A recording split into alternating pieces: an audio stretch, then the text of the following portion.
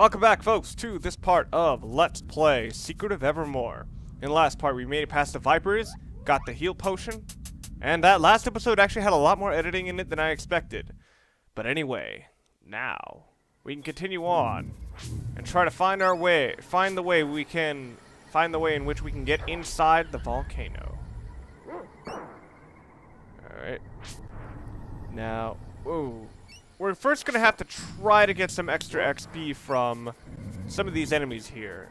And the reason is because, as I said, the spear, excuse me, is pretty much the best classification of all the weapons for a number of reasons. For one thing, it seems to have the most range. For another thing, its charged form is very, very strong, as I've pointed this out before. And even just my little picture displays of it's like, oh yeah, when it's charged up, you can throw the dang thing. Ooh, sweet side thing, or sweet side overhead. But another thing you may have noticed is the fact that I can actually, for some reason, the character walks a lot faster with the spear, and even when he runs, he's way faster. So speedrunning pro tip, use the spear. Although, if you are speedrunning, you would actually not be in this area, and I will get to that once I enter the volcano. Whoa! Dino freaking surprising me there. Alright. I'm gonna apply defend to both myself and my dog, since I noticed that I'm taking a great deal of damage. And this is something I am gonna want to have high. Now, I'm sure a lot of you are wondering, hey, wait, you just demonstrated, last episode, you demonstrated a glitch where you could completely break your stats by frickin', by basically glitching the game. Well, I was like, why don't you do that on purpose here? I don't want to make this run completely dull, you know. I'm already doing the dog casting. I don't want to do that much more glitching. Alright, now we're in a cave and all of a sudden a boulder came down. Oh no. Shit. Okay. You're maybe wondering, why did you come in here knowing you would get ambushed? Well, because killing all those dinos gave us dino skin, which unfortunately creates some very dark undertones for this game. It's like you were trapped in a cave for a while, and perhaps the boulder exploding was not the idea of it simply exploding, but rather it was a representation that you would spend so much time in the cave that your time to whittle it down gave enough time to peel off the skin off these dinos. But then again, that would be ignoring the fact that they also explode. Alright. I am trying to level up all my spells here. I should probably start dog casting because like the timing on this is actually a lot less annoying. I don't have to wait for anything when I dog cast. Well, except for the cure spell. Oh! Yeah, as I said, mixing spells together is kind of can create some really weird results because animations stack. But I'm guessing that whatever palette the game draws the spells from, it seems to use one for whatever spell's out there. So anyway, now we're up to another mechanic of this game. Springs. Or, spring, what would, dang, what are they called? Crap. When water comes out and it, shit. It's like there's some, what is it? God damn it. I know Yellowstone geysers. It's basically fuck. So I wanted to get the gourd. So anyway, these geysers can push us up to the top, and that one I just came into is one of the few ones that will actually take you all the way down to the bottom. Most of the rest of these will just take you like slightly to the top. There's only about like 3 or 4 that actually will take you to the bottom. Anyway, wanted to come over here and get this pedal. So yes, physical, actual, like, continuous heal, or items that heal you are going to become a little more rare in terms of usefulness as I keep going. And the reason for that is because I want to use heal as much as possible. Even if it is weaker, it's going to be better in the long term. Because in the long term, heal is going to get really, really good. So anyway, I'm going to keep using some of these geysers to get up as high as possible to be able to get as many items as I can. Ooh. Sweet pedal, bro. Alright. This may also mean that whenever I get to a store, I'm more likely than not going to sell my pedals. Alright. So I'm just going to take... I've basically gotten everything I can until I get to the second... On this mountainside, I've basically gotten everything I can until I just go over here. And just deal with this dino. All I can do at the rest of this point is deal with... or go where I need to. So, time to go where the story demands. Oh, hey, I didn't even know I could cleave that. Alright. So anyway. And this is where we need to go. Now, this might look like any ordinary geyser, and it's like, wait a minute, why would we go to an area that seems like it will just take us all the way back up to where we just were? Well, goes up a lot higher than you think. Now, it's a good thing that this place up here is pretty dang cold, because if it wasn't, we'd be dead. Another fine blend. Nice nose, good color. Hi, you wouldn't know how to get into the volcano from here, would you? Volcano? No. None but the way that would turn an adventurer into ash and molten bone. Pardon me? The only way that I know to enter the volcano is straight into the crater. Of course, come to think of it, you could try the catacombs at the base of the volcano. That was the cave that was blocked by a boulder earlier. I've seen the passage, but it's blocked by a big rock. Levitation. That's a good solution.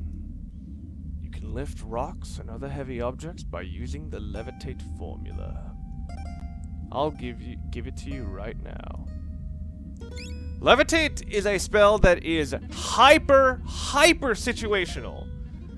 Basically, you will only ever need it specifically to just lift a rock. You won't even have to use it, I think, more than 5 times. There is, as far as my memory goes, about 3 times you'll have to use it. We have to use it once to get into the volcano. About 3 more times when you're in the volcano. 1 time in a place called Nobilia, I believe.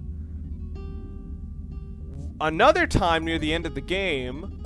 So yeah, you only have to use it a total of 6 times, and 4 of those times they will give you the ingredients necessary. The formula requires a mud pepper and water. Travel to the east of the volcano from the base. Travel to the east from the base of the volcano. You'll find mud peppers in the swamp. Would you like to burst in ingredients? I might as well maximize some of these. I'm probably going to be selling... I'm not going to be buying too many... I'm not going to be buying anything else besides ingredients, really. Except for armor, which... For most of this, I'm going to be... For most of this, I'm not going to be buying all the armor. It is in stage 2 and 3 that I'm going to be buying all the armor. Or in Act 2 and Act 3. Act 4, they basically give you all of the best armor. Would you like me to record your progress? Yes. So Dean Master, Dean Ambrose, City Master, goes well. So yes, if you ever want to talk to this guy again to unequip spells, purchase ingredients, or save, I have to climb all the way back up here. You don't have to do that ever again. So I'll just slip down here. And die to my rocky death. Oh, of course not. You can fall in through this hole, because everything's connected to that hole. Okay, so now that we're at the base of the volcano, we have to travel east to a swamp. And there is a fellow in this swamp by the name of Blimp, who apparently has an extraordinarily plain name in one of the European versions. Alright. So now, I'm gonna dog cast and double heal myself. Alright, so that I can move around and get extra defend. I double healed because, keep in mind, heal is at a very low level at this point.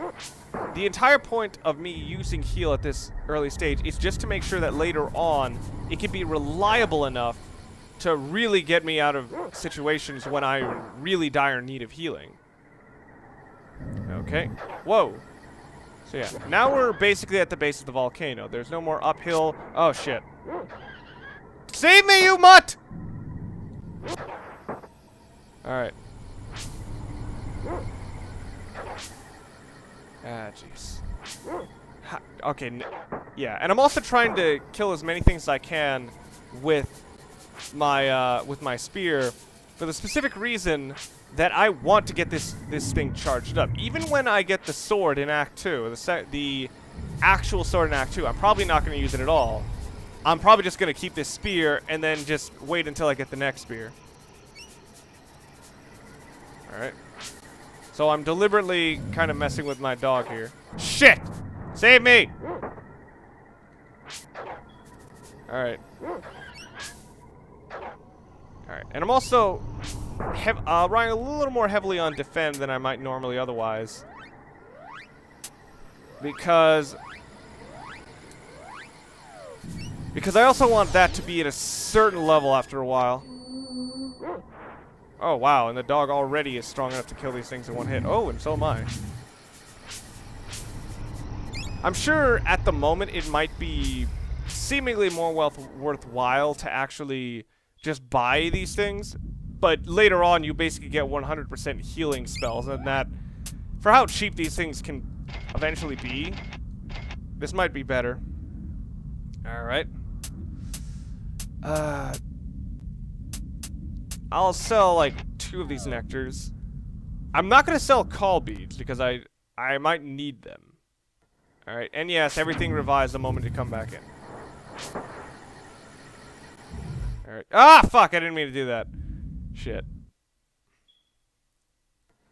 Alright, come on, dog. Wow, I got close. Alright. And everything is in a damage range. If you're wondering why I'm not consistently killing certain enemies in one hit, it's because... fuck. It's because of a certain damage range. My character has a minimum and a maximum amount of damage. Sometimes it goes on, sometimes it goes close to the minimum, sometimes close to the maximum. Alright. So now that we have our spell, we're going to enter into this left area. And the music changes. We're at a swamp. East of the volcano. Or a place completely foreign to us. So, and we'll have to continue this next time. So, join us later when we will explore the swamp, find a mud pepper, and be able to get through into the volcano later on. See you guys then.